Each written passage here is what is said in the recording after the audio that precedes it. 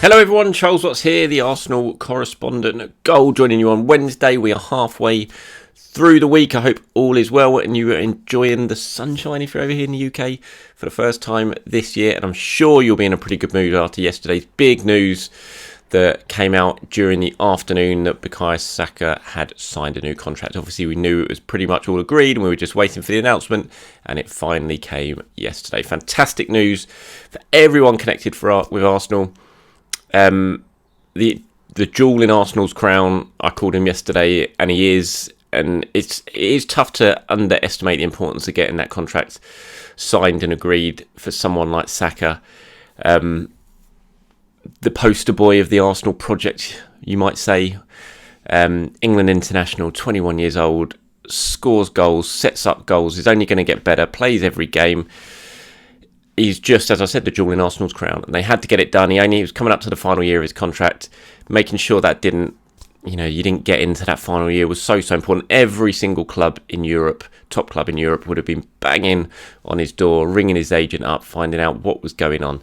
And so just to kind of put an end to any sort of uncertainty, not that there was too much, everyone kind of knew this was the direction it was heading in. It's been agreed for a while, just ironing out the final details.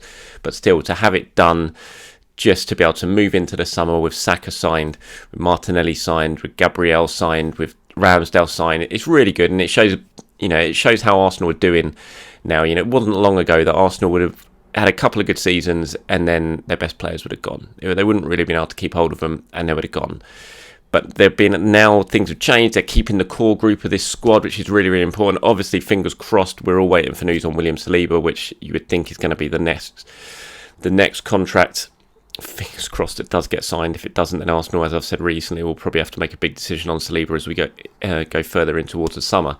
But if you could get Saliba signed, then you've basically got, because I think they'll certainly be working on Ben White and Martin Odegaard as well now. You just have that core of this team, which is so important, all committed, all long term. And I think that says a lot about the way the players see this, how things are going at Arsenal. And Bukayo Saka spoke about it yesterday when he was sort of talking about the new contracts. I'm really happy. There's been a lot of talking. It's been on for a while, but I'm here. I think this is the right club, the right place to make the next step. It's a beautiful club.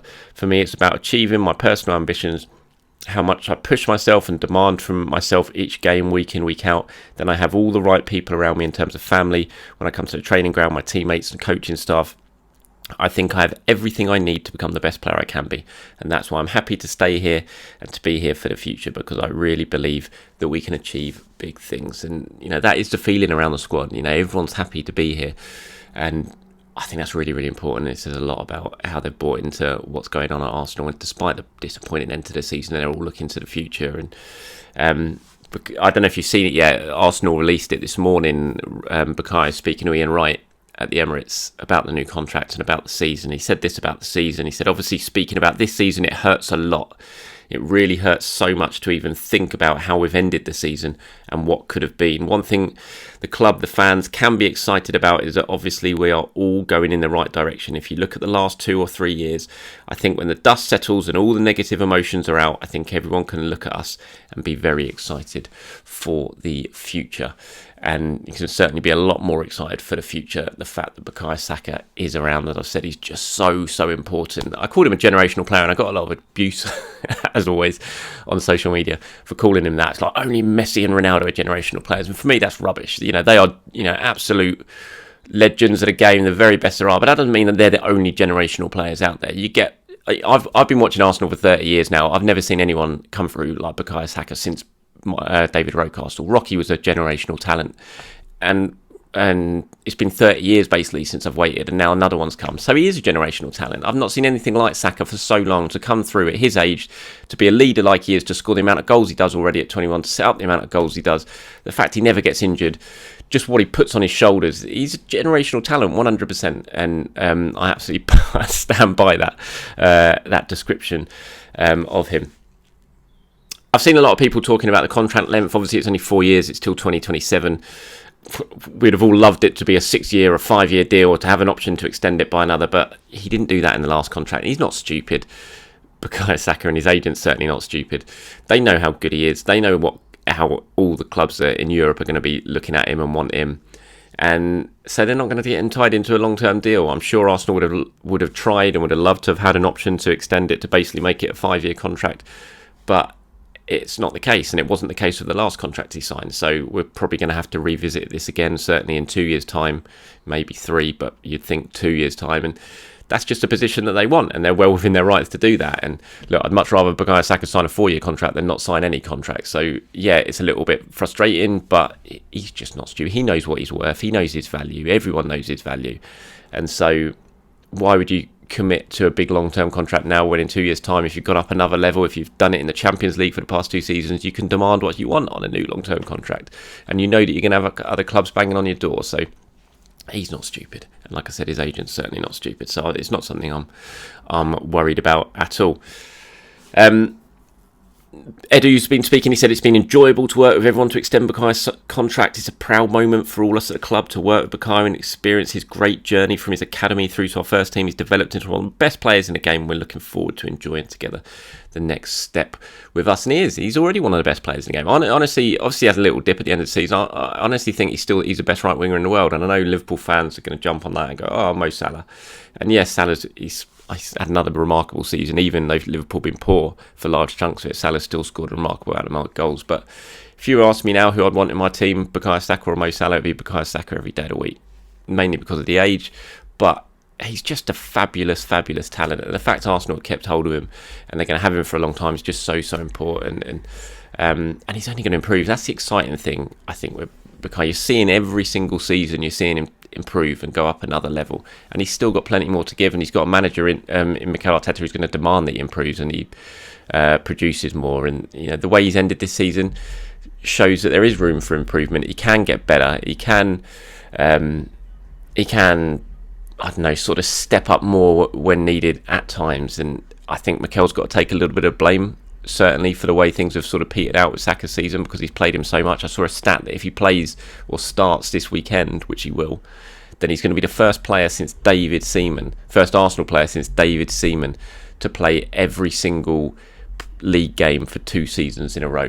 And that's remarkable for someone who's 21 as well, when their body usually lets them down quite a lot. Is remarkable, but it also shows that he needs a rest. There's got to be more options for Mikel to bring in and to play other players, to just give him a breather when needs be, take him out the side. And I've spoken about it before, and it's just absolutely essential. It's one of the most important things they've got to do this summer. It's not just about revamping the midfield, it's about other areas, and signing competition stroke cover for Bukayo Saka is absolutely essential. Mikel was talking briefly about it. He said it's great that he's extended his new contract. Retaining our best players, our best young talents is key to our continued progress, as well as a fantastic talent. Bukayo is a special person, loved by all. He's a credit to himself and his family for the hard work and commitment they have made to get him to this level. Together with our supporters, we're looking forward to enjoying Bukayo's continued development. And I think that's key there, saying continued development. He knows that there's still a long way to go with Bukayo Saka. There's still much more to get out of his game. And fingers crossed we're all going to get to see that next season and see what sort of level he can get up to in the Champions League. Because every single time Bukayo's taken something on new, whether it's been thrown into the first team, whether it's become a regular starter in the first team, whether it's been an England international, whenever he's taken a step to another level, he's just done it with ease. And I can't wait to see him do that in the Champions League next season. And he's talked about it. He talked about it with Righty. And, Champions League's so key for Bukayo Saka. He wants to start his career, and he's going to have the chance of doing that now at Arsenal in terms of the Champions League. And can't wait to see him in action against Europe's best next season.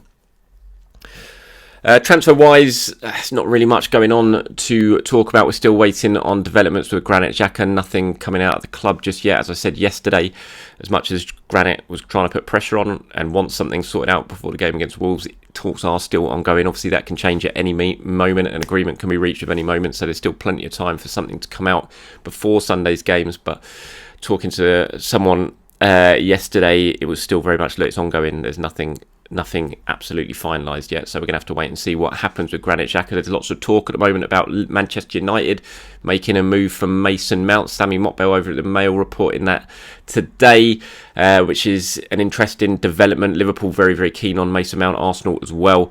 So another club in the mix there is in terms of actually readying an offer. That's going to put the price up. I think Sammy was saying 55 million United were looking for Mount, Chelsea want around 80 million. I can't imagine they're going to get 80 million pounds for a player who's got 1 year left on his contract, even though he is 24 in the England international. So it'll be interesting to see if United do make a move for Mount, whether Arsenal try and counter that and make an offer themselves.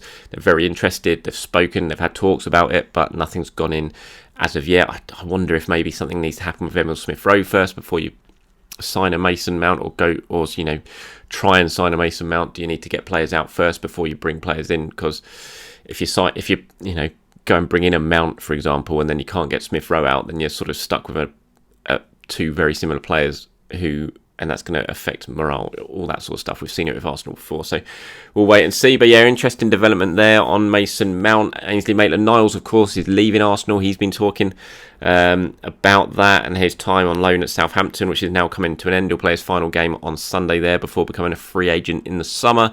He says, I feel like I've grown up as a person this season. I've got to know myself more and have had players around me throughout the season. I wouldn't say it's been difficult for me personally. I know what I needed to do this season. I've tried to fulfil that to the best of my ability. It's come to an end at Arsenal, but there is always another chapter. So good luck to Ainsley Maitland-Niles. It'll be interesting to see where he ends up in the summer. Looking a little bit ahead to that game against Wolves, Mikel Arteta's press conference for that match against Wolves is on Friday at 1:30 p.m. at London Colney. So keep your eyes peeled as usual for all the usual stuff from there. We'll be giving the latest preview. Last time this season, of course, at London Colney, we get all the latest sort of team news and reaction, I'm sure, on Bukayo Saka and plenty of other stuff to talk about. It'd be interesting to see what team he goes for against Wolves. Do you just go full strength? Do you try a couple of things different? I don't know. It'll be interesting to see. I don't want to see what he did last week at Nottingham Forest. I don't want to see Thomas Partey at right back. I don't want to see Kivior at left back. Bring in Kieran Tierney, let him play whether it is his final game or not. And don't be playing Kivior and Partey as fullbacks, please, Mikel. That's certainly what I'm going to be heading to the Emirates hoping for at the weekend. Ben White, who I saw has just got married. I'd be playing him at right back. Again, I thought Arsenal did miss him on right back duty against Nottingham Forest, just getting on the overlap with Bukayo Saka. That partnership's worked so well all season.